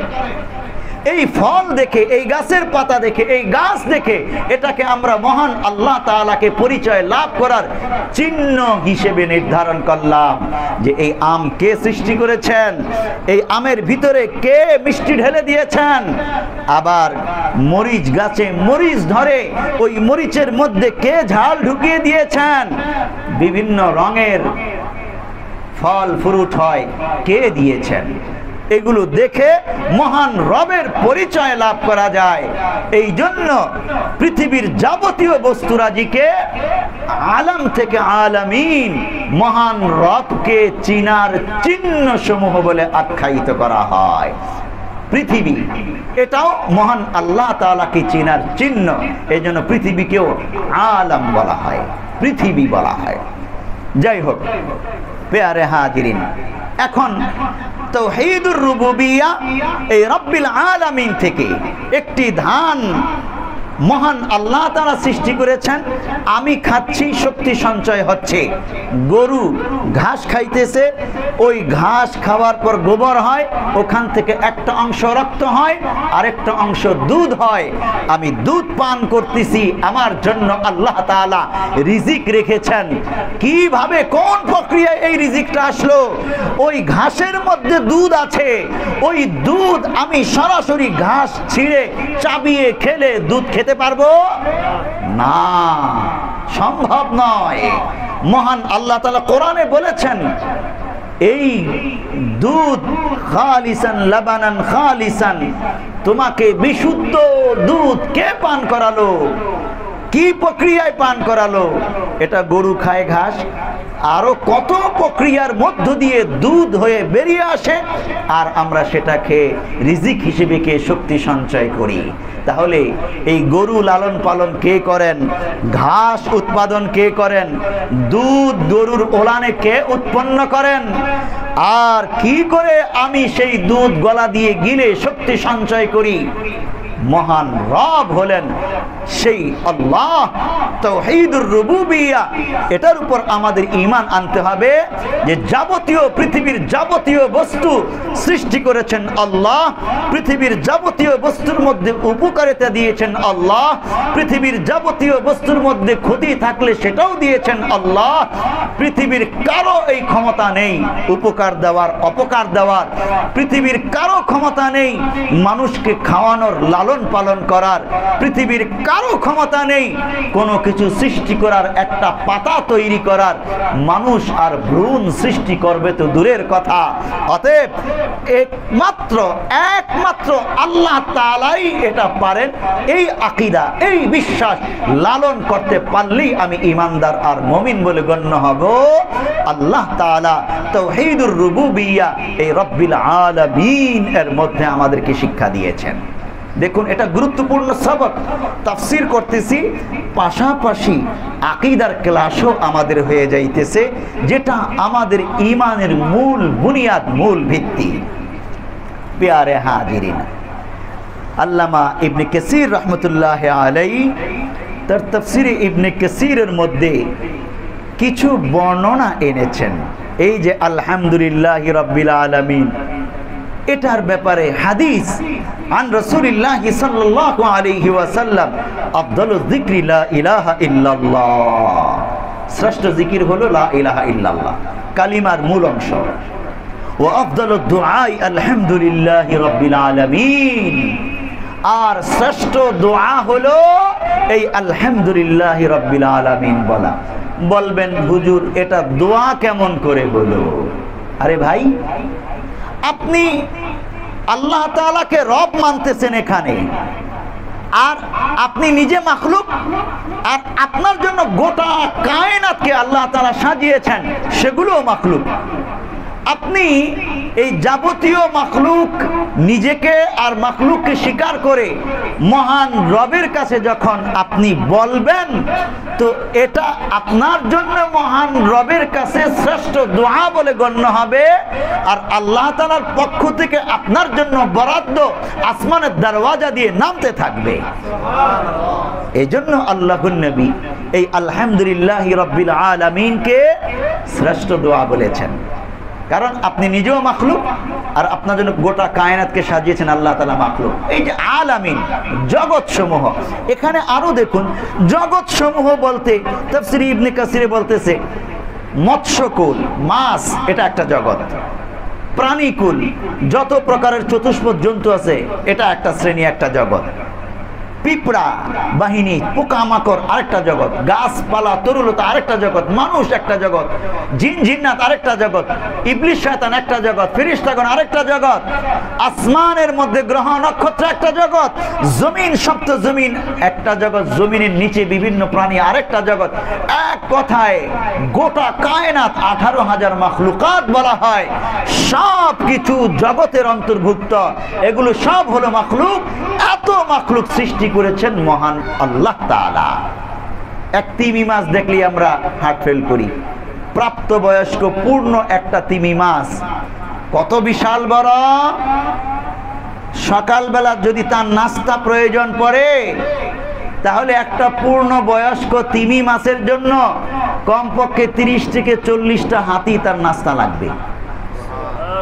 আপনি চিন্তা করেন, এই যে ঢাকা চিড়িয়াখানায় তিমি মাছের একটা কঙ্কাল আছে, আপনারা দেখেছেন কিনা? আমি দেখেছি। আমি জিজ্ঞাসা করেছিলাম, এই যে কঙ্কালটা তিমি মাছের বিশাল বড়, অনেক লম্বা, বিশাল এরিয়া জুড়ে শুধু কঙ্কালটা। আমি জিজ্ঞাসা করেছিলাম একজনকে, এই কঙ্কালটা কি পূর্ণ বড় তিমি মাছের? বলল না হুজুর, এটা বড় পূর্ণ তিমি মাছের নয়, ওটা তো বিশাল বড় হবে। আমি চিন্তা করলাম, এত বড় কঙ্কাল, এটা যদি গোশত দিয়ে ভরপুর করা হয় তাহলে তো বিশাল বড় হবে। তাহলে পূর্ণবয়স্ক তিমি মাছ কত বড় হতে পারে? আপনি চিন্তা করে কুল পাবেন না। এত বড় তিমি মাছের পেট আল্লাহ তাআলা প্রতিদিন ভরাইতেছেন, এত খাদ্য কোথায় পায় মহান আল্লাহ তাআলা? এরকম তিমি মাছ কি একটা দুইটা সাগরে? সাগরটা কত বড় বললে তো আসলে শেষ করা যাবে না। এখানে যে রাব্বিল আলামিন আল্লাহ তাআলা জগৎ সমূহের কথা বললেন, এই সাগর পৃথিবী 1 ভাগ স্থল, যেটা বিজ্ঞানীগণ বলেন, আর 3 ভাগ পানি। 3 ভাগ পানি কি করে হলো? মাত্র 1 ভাগ স্থল। এই 1 ভাগ স্থল নিয়েই এতগুলো রাষ্ট্র আর 800 কোটি মানুষ, আর এই মানুষগুলো ক্ষমতা দেখাইতে গিয়ে এই 1 ভাগ স্থল নিয়ে এত মারামারি, কামড়া কামড়ি, হাঙ্গামা। আর এই যে 3 ভাগ যা পানি, বিশাল সাগর, সাগরের একটা অংশের বর্ণনা বিজ্ঞানীগণ দিয়েছেন। আটলান্টিক মহাসাগরের সবচেয়ে গভীরতম যে স্থান, ওটার গভীরতা হলো 36,000 ফিট। এই যে এই ঘরটা আছে, এই এখান থেকে ওই চাল পর্যন্ত কত ফিট হবে? 10 থেকে 12 ফিট হবে সর্বোচ্চ। 10 থেকে 12 ফিট। 100 ফিট কত উঁচা হবে? আচ্ছা 100 ফিট বাদ 1000 ফিট কত উঁচা হবে? ও বাবা, কল্পনা করা যায়। আচ্ছা 1000 ফিট বাদ 5000 ফিট কত উঁচা হবে? 10,000 ফিট, 20,000 ফিট, 30,000 ফিট, 36,000 ফিট গভীর আটলান্টিক মহাসাগরের গভীরতম স্থান। এই 36,000 ফিট যে গভীর, পানি কতগুলো আছে চিন্তা করবেন আপনি, কল্পনা করে কুল পাবেন না। এই হিমালয় পাহাড়, পৃথিবীর সবচেয়ে বড় পাহাড়, এটা যদি ছেড়ে দেওয়া হয় এই সাগরে, পাহাড় ডুবে যাবে। হিমালয় পাহাড়টা কত উঁচু? পৃথিবীর সবচেয়ে উঁচু পাহাড়। মনে হয় যেন আকাশের হেলান দিয়ে এটা দাঁড়িয়ে আছে। মেঘমালাগুলো ওই পাহাড়ের চূড়ায় পৌঁছবো তো দূরের কথা, পাহাড়ের পেটে এসে বাড়ি খেয়ে পানি হয়ে গড়িয়ে পড়ে। এত উঁচা এই পাহাড়টাও পানিতে ছেড়ে দিলে সাগরে ডুবে যাবে, আরো 7,000 ফিট উপরে পানি থাকবে। আপনি চিন্তা করেন, মহান আল্লাহ তাআলা এই শুধু পৃথিবী, যেটাকে আমরা বিশাল মহাবিশাল বলি, এই সাগরেরই এই অবস্থা। কিন্তু বিজ্ঞানীগণ কি বলেন জানেন? এই আলামিন, দেখুন মহান জগৎ সমূহ মহান আল্লাহ তাআলা, তারা বলেন কি সৌরজগতের মধ্যে এই পৃথিবীটা একটা সরিষার দানার মতো পড়ে আছে। সুবহানাল্লাহ বলি। একটা সৌরজগৎ, এই মনে করেন এটা হলো সৌরজগৎ। এই সৌরজগতের মধ্যে এক কোনায় একটা সরিষার দানা, এটা হলো পৃথিবী। আর এই পৃথিবীর ভিতরে আটলান্টিক মহাসাগর আর বিশাল বিশাল অনেক কিছু। আমরা এই পৃথিবী নিয়ে এত কামড়াকামড়ি মারামারি এত বাহাদুরি করি, আর সৌরজগতের মধ্যে এটা সরিষার দানা। এখানেই শেষ না। দেখুন আলামিনের তাফসীর করতে গেলে শেষ করা যাবে না, এই জন্য সংক্ষেপে বলছি। তাদের বক্তব্য, গবেষণালব্ধ বক্তব্য, এই সৌরজগৎটা এটা একটি গ্যালাক্সির এক কোনায় সরিষার দানার মতো পড়ে আছে। গ্যালাক্সি, খোলা চোখে আমরা যেটা দেখি আকাশ, এটাকে তারা গ্যালাক্সি বলেন। এই গ্যালাক্সির মধ্যে এই বিশাল সৌরজগৎটা, গ্রহ নক্ষত্র, এই সৌরজগতের মধ্যে সূর্য হলো সবচেয়ে বড় নক্ষত্র বা গ্রহ। এই বিশাল সৌরজগৎ এক কোনায় সূর্যের দানার মতো পড়ে আছে। আর এক একটা গ্যালাক্সি এই কত বড়? তারা বলতেছেন 20,000 কোটি তারা একটা গ্যালাক্সিতে আছে। একটা তারা 1 লক্ষ সূর্যের সমান বড়। একটা সূর্য 13 লক্ষ পৃথিবীর সমান বড়। সুবহানাল্লাহ বলি। আমরা যে পৃথিবীকে বিশাল মহাবিশাল বলি, এই পৃথিবীটা 13 লক্ষ পৃথিবী একত্রিত করলে যত বড় হবে, একটা সূর্য তত বড়। 1 লক্ষ সূর্যকে একত্রিত করলে যত বড় হবে, একটা তারা তত বড়। একটি গ্যালাক্সির মধ্যে 20,000 কোটি তারা রয়েছে। গ্যালাক্সি কত বড় তাহলে? এরকম বিজ্ঞানীগণ পর্যবেক্ষণ করে খুঁজে পেয়েছেন 100 কোটি গ্যালাক্সি আছে এই মহাশূন্যে। তাহলে 100 কোটি গ্যালাক্সির বিশালতা কত বিশাল! আরো বলতেছেন এই 100 কোটি গ্যালাক্সি মহাশূন্যের 100 ভাগের মাত্র 10 ভাগের মধ্যে আছে। তাহলে মহাশূন্য কত বিশাল! বিজ্ঞানীগণ বলছেন এই 10 ভাগ আমরা পর্যবেক্ষণে আনতে পেরেছি, বাকি 90 ভাগে কি আছে আমরা জানি না, পর্যবেক্ষণে আনা সম্ভব না। কারণ এর পরের বস্তুগুলো ঘন্টায় আলোর গতির চেয়ে, সেকেন্ডে আলোর গতির চেয়ে বেশি গতিতে চলে। পৃথিবীর কারো পক্ষেই সেগুলো ধরা, ক্যাচ করা, পর্যবেক্ষণে আনা সম্ভব না। মাত্র 10 ভাগ পর্যবেক্ষণে আনতে পেরেছে, 90 ভাগে কি আছে বিজ্ঞানীগণ জানেন না। কিন্তু আমার আল্লাহ তাআলা বলছেন কোরআনুল কারীমে, ইন্না যায়্যানাস সামাআদ দুনিয়া বিজিনাতিনিল কাওয়াকিব, নিশ্চয়ই আল্লাহ তাআলা প্রথম আসমানকে সুসজ্জিত করেছেন বিজিনাতিনিল কাওয়াকিব, গ্রহ নক্ষত্রের দ্বারা। সুবহানাল্লাহ বলি। প্রথম আসমানকে সাজিয়েছেন, তথা প্রথম আসমানের নিচে গ্রহ নক্ষত্র বিশাল যাবতীয় বস্তু রাজি আছে। এটা আল্লাহর বক্তব্য। কোরআনের এই আল্লাহর এই বক্তব্যের আলোকে স্পষ্টভাবে মুসলিম বিজ্ঞানীগণ বলতেছেন এই যে মহাশূন্য, এই মহাশূন্যটা হলো প্রথম আসমানের নিচে, গ্রহ নক্ষত্র এখানেই আছে। এই মহাশূন্যের মধ্যে 10 ভাগ বিজ্ঞানীগণ আবিষ্কার করেছেন। এই 10 ভাগের পরে আরো 90 ভাগ পাড়ি দিতে পারলে প্রথম আসমান দেখা যাবে।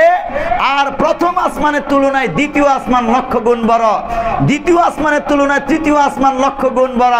এইভাবে একটার চেয়ে একটা বড়। সপ্তম আসমান, সপ্তম আসমানের পর শরীফুল আকলাম, শরীফুল আকলামের পর সিদরাতুল মুনতাহা, সিদরাতুল মুনতাহার পর মহান আল্লাহ তাআলার কুরসি, কুরসির পর হলো মহান আল্লাহ তাআলার আরশ, আর মহান আল্লাহ তাআলা আরশের ঊর্ধ্বে হলেন মহান আল্লাহ তাআলা অবস্থান করতেছেন। এবার চিন্তা করে দেখুন মহান আল্লাহ তাআলা কত বিশাল ভূমণ্ডল, পৃথিবী আর কায়নাত সৃষ্টি করেছেন। চিন্তা করে কুল পাওয়া যাবে না। অথচ নাস্তিক্যবাদী ব্যক্তিরা মাত্র পৃথিবীর মহাশূন্যের 100 ভাগের 10 ভাগ আবিষ্কার করেই, 10 ভাগে ঘোরাঘুরি করেই বলে কোথাও তো আল্লাহকে খুঁজে পেলাম না, দেয়ার ইজ নো গড। স্রষ্টা বলতে আল্লাহ বলতে কিছু নেই। নাউজুবিল্লাহ বলি। আরে গাধা, তোমরা আল্লাহকে খুঁজে পাবে কি করে?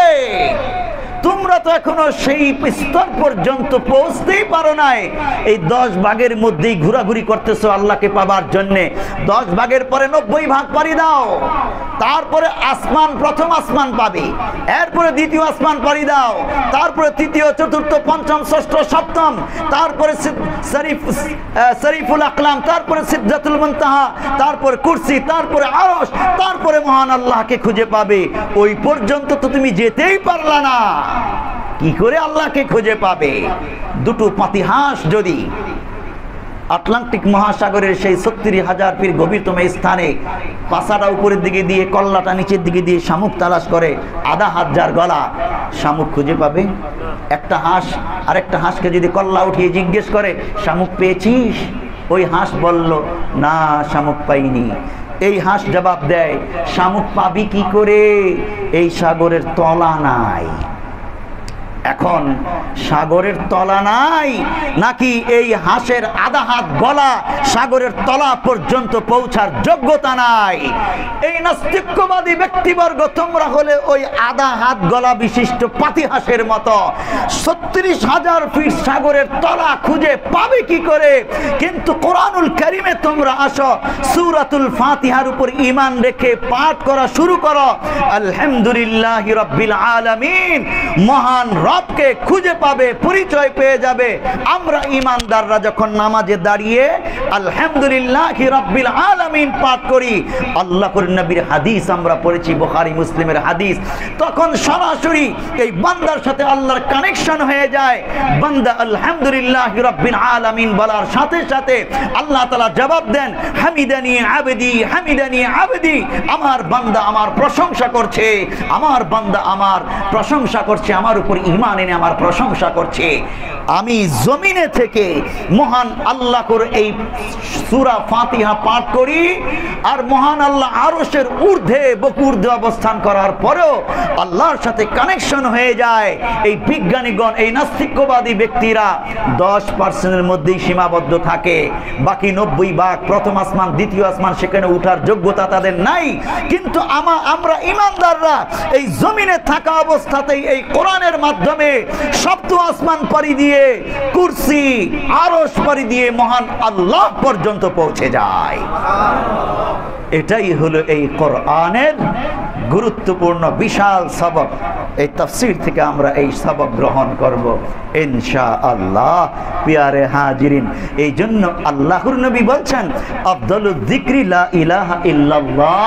শ্রেষ্ঠ জিকির হলো লা ইলাহা ইল্লাল্লাহ, আর শ্রেষ্ঠ দোয়া হলো আলহামদুলিল্লাহি রাব্বিল আলামিন। এমন দোয়া এটা একেবারে আল্লাহ পর্যন্ত পৌঁছে দেয়। আপনি কেন গাফেল থাকবেন? আরো দেখুন, আলোচনা লম্বা হয়ে যাচ্ছে, দুই একটা হাদিস বলে শেষ করে দিচ্ছি। ওয়ানহু আন্নাহু قال ما انعم الله على عبد نعمه فقال الحمد لله الا كان الذي اعطى افضل। এটার হাদিস অনেকগুলো আছে। وعن ابن عمر ان رسول الله صلى الله عليه وسلم حدثهم। হযরত ইবনে ওমর রাদিয়াল্লাহু তাআলা আনহু থেকে বর্ণিত, রাসূলুল্লাহ সাল্লাল্লাহু আলাইহি ওয়াসাল্লামের হাদিস, তিনি বয়ান করতেছেন, আন্না আবদাম মিন ইবাদিল্লাহ قال, আল্লাহর বান্দাদের মধ্যে একজন বান্দা পাঠ করেছে এইভাবে, ইয়া রাব্বি লাকাল হামদু কামা ইয়ানবাগি লিজালালি ওয়াজহিক।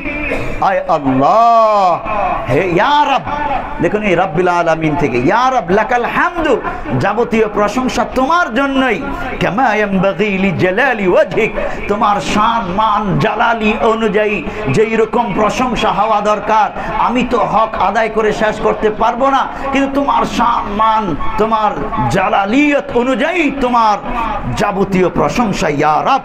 ওয়া আযীমি সুলতানিক, তোমার বিশাল রাজত্ব, ক্ষমতা, প্রভাব, প্রতিপত্তি যেমন, সেই শান মান অনুযায়ী তোমার প্রশংসা, ইয়া রব।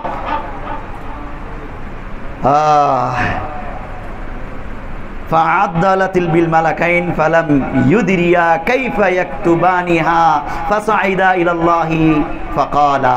এইরকম বাক্য ফেরেশতারা কখনোই শুনে নাই। যখন বান্দার জবানে এই বাক্য শুনে বান্দা ফেরেশতা হয়রান হয়ে যায়, কিরামান কাতিবিন তো নেকি লেখে, বদি লেখে, এখন কি নেকি লিখবে? এই বাক্যটা যখন শুনলো হয়রান হয়ে যায় ফেরেশতা। তখন আল্লাহর কাছে চলে যায় এই দুই ফেরেশতা, আর আল্লাহ তাআলাকে বলতে থাকে, ইয়া রাব্বুনা ইন্না আবদান ক্বালা قد قال مقالة لا ندري كيف نكتبها।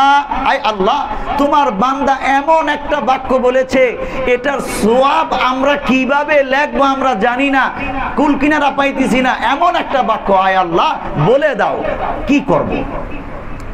قال الله, আল্লাহ তাআলা বলেন, ওয়া হুয়া আ'লামু বিমা ক্বালা আবদুহু, অথচ আল্লাহ তাআলা জানেন বান্দা কি বাক্যটা বলেছে।